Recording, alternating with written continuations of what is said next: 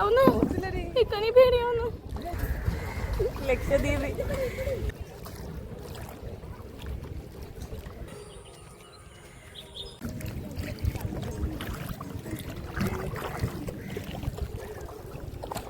നല്ല ഭംഗിയില്ലേ നോക്കാൻ.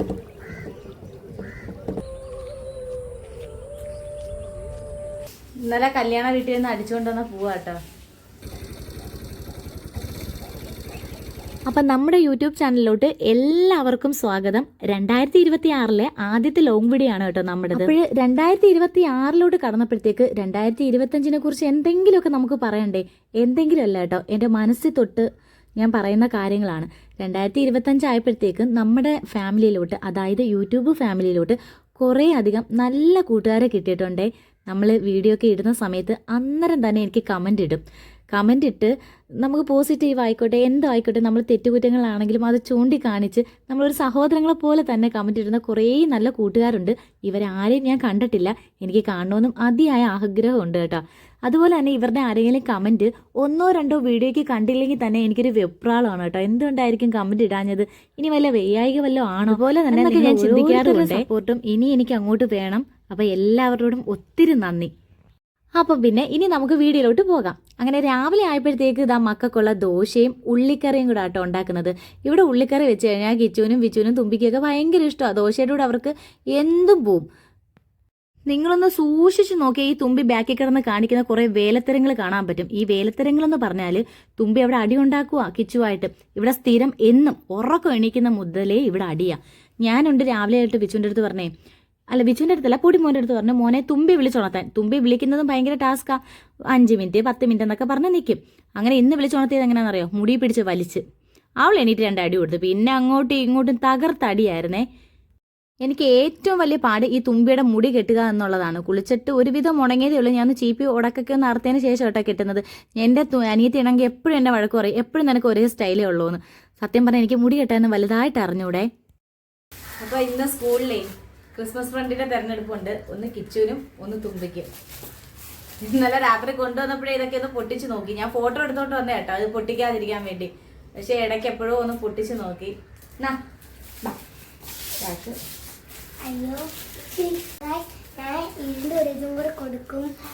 ഇങ്ങനെ വെച്ചാണ് കൊടുക്കാൻ പോകുന്നത്. അതൊരു പാവയാ, അത് എനിക്കും കൂടെ അടിച്ചു തരുന്നതല്ലേ. ഇന്നലെ കല്യാണ വീട്ടിൽ നിന്ന് അടിച്ചുകൊണ്ടുവന്ന പോവാട്ടോ.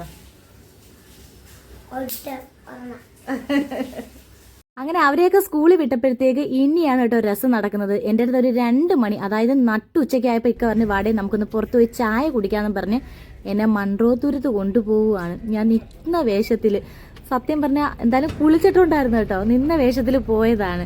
ഞാൻ ഒട്ടും വിചാരിച്ചില്ല. അവിടെ ചെന്നപ്പോഴാണ് ഞാൻ അറിയുന്നത്, അത് നട്ടുച്ചയ്ക്ക്.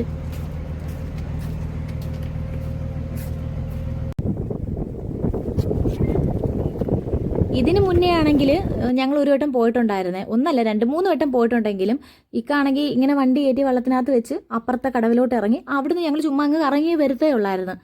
അല്ല പ്രത്യേകിച്ച് ഇതിനകത്ത് കാണേണ്ട ഒന്നും ഞാൻ ഇതുവരെ കണ്ടിട്ടില്ല. ഇതിൻ്റെ ഇടയ്ക്ക് ഇപ്പം ഒന്ന് പോയിട്ടുണ്ടായിരുന്നു കേട്ടോ. അപ്പോൾ അതിവിടെ വന്ന് പറഞ്ഞപ്പോഴത്തേക്കും ഞാൻ പറയാം എന്നെ കൂടെ ഒരു ദിവസം കൊണ്ടുപോകണേന്ന് പറഞ്ഞിട്ടുണ്ടായിരുന്നു.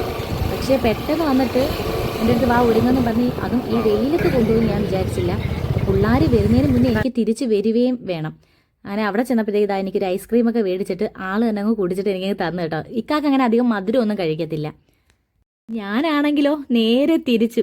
എനിക്കാണെങ്കിൽ ആഹാരം കിട്ടിയില്ലെങ്കിലും കുഴപ്പമില്ല, പക്ഷേ എനിക്ക് എന്തെങ്കിലും ഒരു പഞ്ചസാരയെങ്കിലും വായിലിടണം. ഞാൻ അങ്ങനെയാണേ. അങ്ങനെ അവിടെ ചെന്നിട്ട് കയാക്കെന്നങ്ങാണ്ടാന്നൊന്നും ഇത് പറയുന്നത് എനിക്കറിയത്തില്ല. അതിനകത്തോട്ട് കയറ്റി.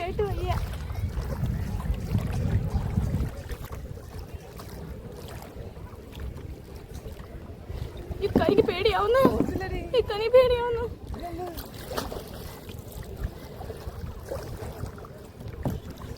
ചിരിച്ചോണ്ടൊക്കെ ഇരിക്കുന്നത്, പക്ഷേ എൻ്റെ കാലും കൈ വിറയ്ക്കുവാണ് ഗൈസ്. ഭയങ്കരത്തൊരു പേടിയില്ല. എന്നെ ഇവിടെ കൊണ്ടുവന്നിട്ടേ ഞാൻ തഴയുന്നില്ല, ഞാൻ കൈ ഇങ്ങനെ വെച്ചേക്കുക വിറച്ചോണ്ട് പേടിച്ച്.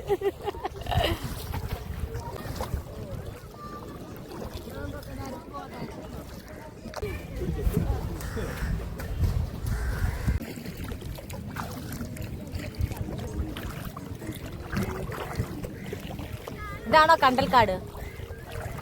നേനെ ഗൈസ്, ഞങ്ങൾ ഇതിനകത്തോട്ട് കയറാൻ പോവാണ്.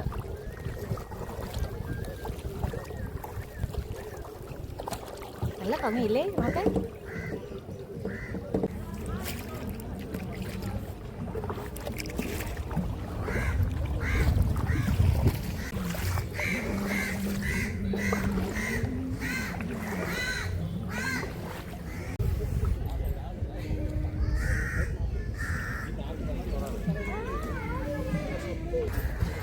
ലക്ഷദ്വീപ്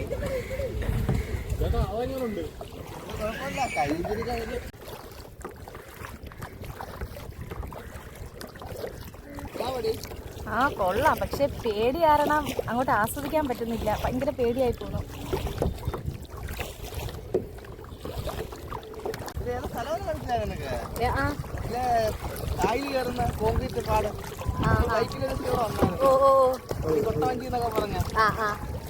ഹലോ ഗൈസ്, ഞങ്ങള് തുരുത്തിലോട്ട് കേറാൻ പോവാണേ. കിച്ചു കിച്ചു അറിഞ്ഞാ നിങ്ങൾ കൊല്ലം കണ്ടു കഴിഞ്ഞ ആൾക്കാർ വിചാരിക്കും ഇവിടെ ഭയങ്കര ഇതായിട്ടിരിക്കുന്നത്. കാലും കൈ ഇറങ്ങുന്ന എനിക്കല്ലേ അറിയാവൂ. കാലും പോവാ ഗൈസ്. ഞങ്ങളങ്ങനെ തുരുത്തിലോട്ട് കയറിക്കൊണ്ടിരിക്കുകയാണേ. ഇങ്ങേര് വണ്ടി തുരുത്തിന്റെ അങ്ങ് ഓരത്തോട്ടൊക്കെ കൊണ്ടുപോന്ന്.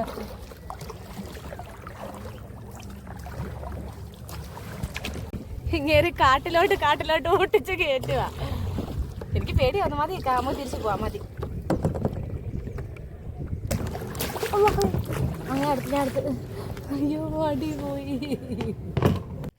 അപ്പൊ ദാ ഇതൊക്കെയാണ് കേട്ടോ ഇവിടെ കാണാനുള്ളത്. എങ്ങനെയുണ്ട് സ്ഥലം? നല്ല ഭംഗിയല്ലേ? നിങ്ങൾ ആരെങ്കിലും ഒക്കെ ഇവിടെ വന്നിട്ടുണ്ടെങ്കിൽ ഒന്ന് കമന്റ് ചെയ്തേരെ. നമ്മുടെ കൊല്ലം ജില്ലയിലാണ് കേട്ടോ ഇത്. അയ്യോ പേടിയാവുന്നൊക്കെ.